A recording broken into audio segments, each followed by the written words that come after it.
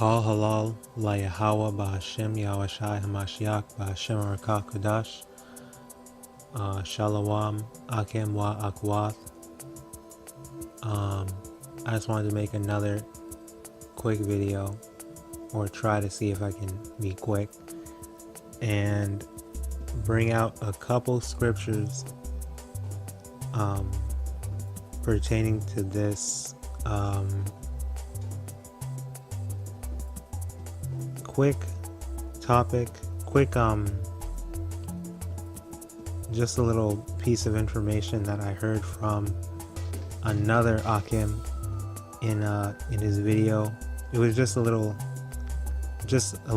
piece of info that he mentioned in passing, but I forgot the name of the brother, but he was someone from GMS, Great Millstone. He said that world, when you go from the English, you go back to the Greek, world actually means eons, and eons, if you guys know, it's like a period of time, like an era. And that made me think, like, damn, like, so eons, when people say like end of the world, or like when world is mentioned throughout the Bible, because you know the Bible is like it's like a puzzle. It's very cryptic. You're not gonna just understand it, you know, just on one reading, you know. And you know, there's like, especially with how confusing English is, there's multiple meanings to one word, and I sort of like pieced some things together, and yeah, it just surprised me how deep everything really is. So with like world meaning eon, people like saying end of the world or whatever, it could mean, you know, end of an era, end of a time period. The first scripture that popped into my mind was 2nd Ezra chapter 6 verse 9. Let's get that real quick. So 2nd Ezra chapter 6 verse 9 says, "For Esau is the end of the world."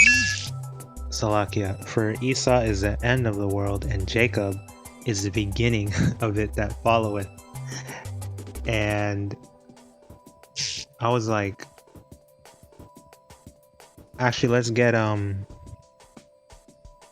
when I first read that, because I had already known that that what's it called, that Israel is its own world, and you know, like we're set apart. Basically, we're set apart from the world as we know it, like now, Esau's world, like the corrupted world as it is.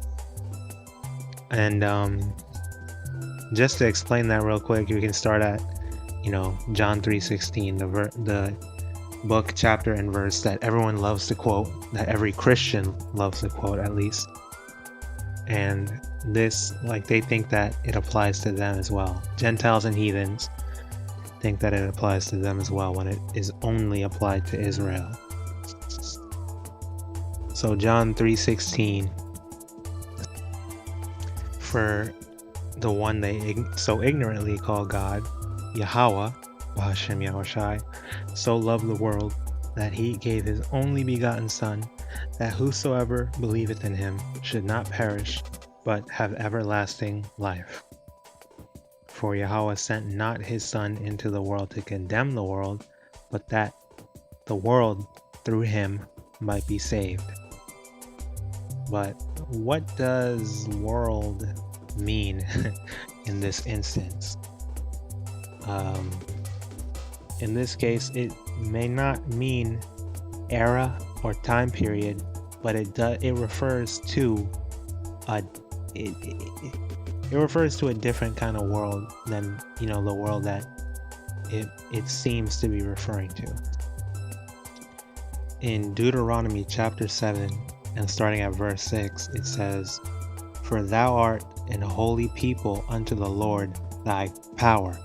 The Lord thy power hath chosen thee to be a special people unto himself, above all people that are upon the face of the earth." But it uses the word earth here instead of world.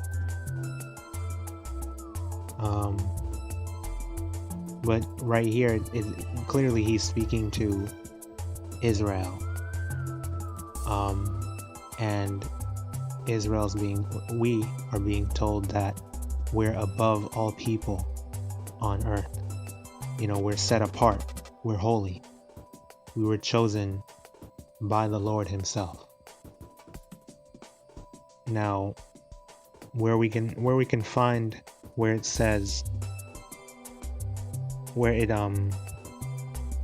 referred to as our own world, it's in Isaiah 45 and 17, and then there's another one after that. Well, let's go to Isaiah first. Isaiah 45 verse 17.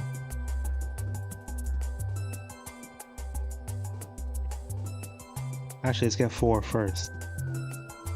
Isaiah 45 verse 4. "For Jacob my servant's sake, and Israel mine elect, I have even called thee by name. I have surnamed thee, though thou hast not known me. I am the Lord, and there is none else. There is no power beside me. I girded thee, though thou hast not known me." Wow. Look at that. And now at 17, it says, "But Israel shall be saved in the Lord with an everlasting salvation. He shall not be ashamed nor confounded, world without end." We are referred to as a world without end. We're referred to as our own world. And then also in Ephesians chapter 3 verse 21, it says, "Unto him be glory in the church by HaMashiach YAHAWASHI," the one that this world ignorantly calls Jesus Christo, "throughout all ages, world without end. Amen." Before that, we know that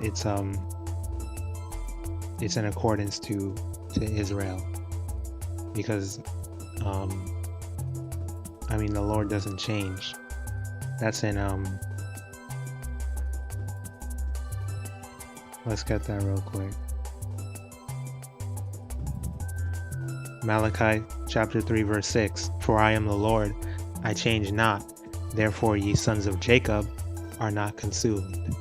And we see that Jacob, his servant, is mentioned again, and we know that the Lord surnamed Jacob, and through Jacob's seed, the seed of Abraham, Isaac, and then Jacob, Israel is his elect. So that is in reference to us. Now in John chapter 17 verse 19, it says, verse 9 first. John 17 verse 9. It says, "I pray for them. I pray not for the world, but for them which thou hast given me, for they are mine." Who was given to him? The Holy Father, Yahawah. Or who was given to him? Israel. Salakia. Israel was given to him, the elect, by the Holy Father, Yahawah. Salakia. And then let's jump to verse 14.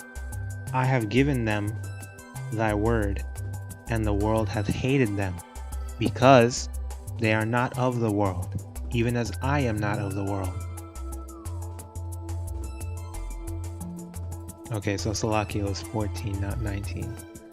So for verse 9 and 14, it says it right there. Yahweh, and these are in red letters, is being spoken by YAHAWASHI, HaMASHAYACH. He was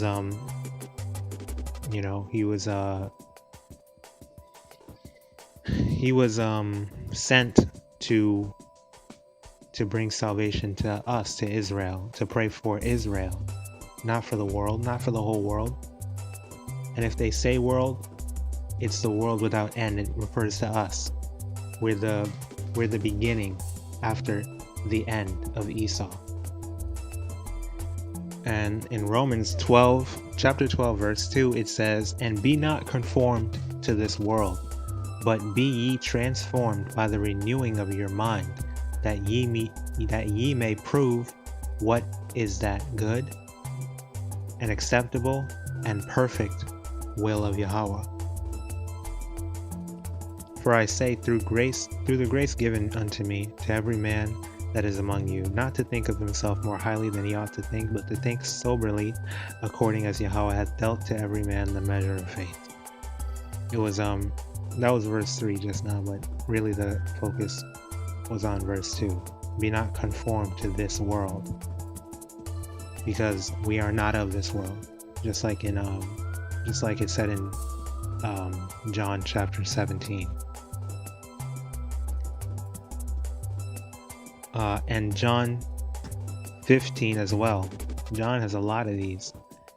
It's funny how John is like the Christian's favorite book. Is everybody, Christian or not, John is everybody's favorite book, yet they don't read past John chapter 3? Really? Because you'd be able to see it right there. It says, how can it say, I love the world, but you're not of the world? Isn't that a bit of a contradiction? How can he love the world if he is trying to give salvation to those that are not of the world? And he's going to send destruction and all this stuff to the wicked. That makes no sense. So he's going to destroy the world, but he loves the world? Unless you have the meaning of world, correctly, you're not going to understand it, which is why they don't. They're just going off on their own. Let's get that. Before I get John 15, let's get that real quick. They're chasing after the vision of their own hearts rather than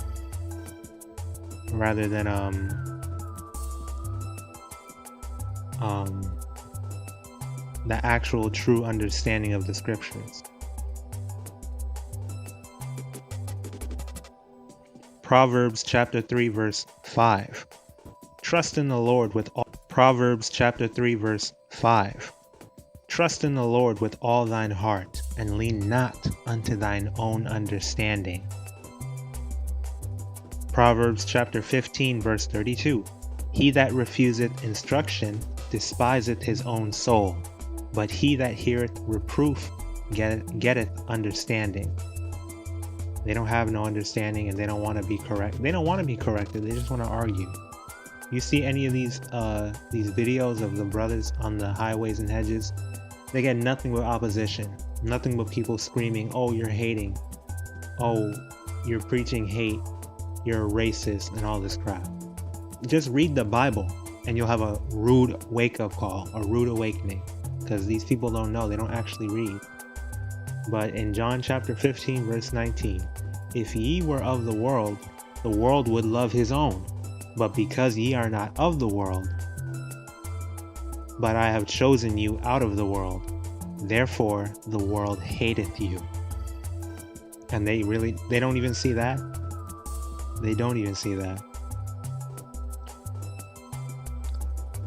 But basically that was it. It's just the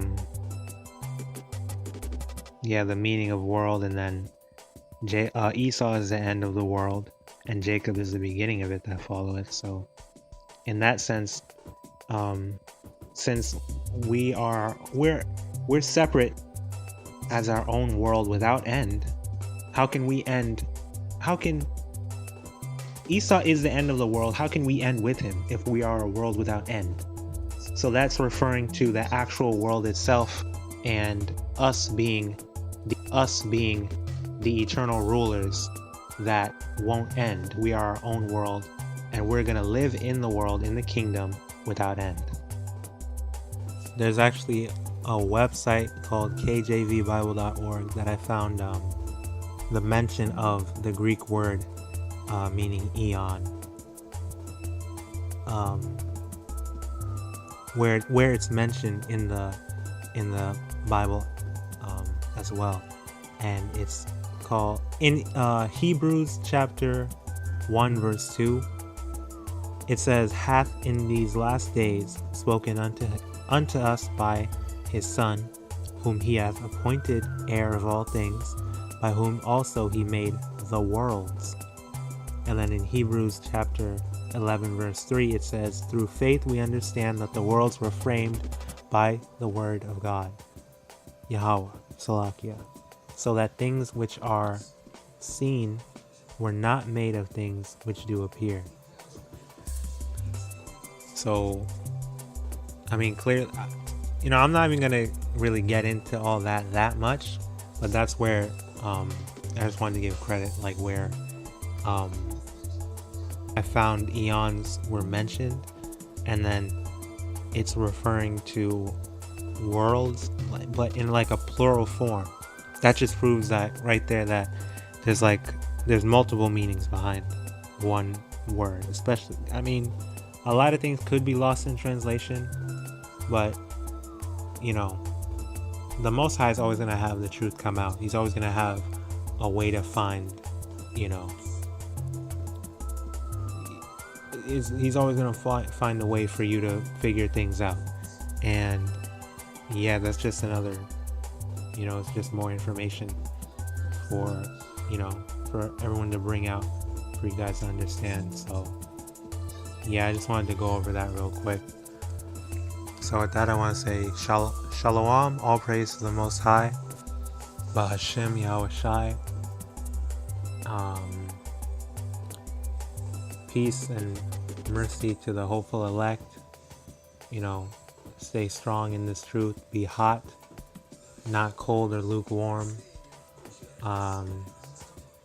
Continue to improve. Yahawah, Bahashem Yahawashi, Barakatham, Akim wa Akwath, and death to Babylon, destruction of Babylon, death to the 2/3 as well, death to Esau, Edom, and Shalom.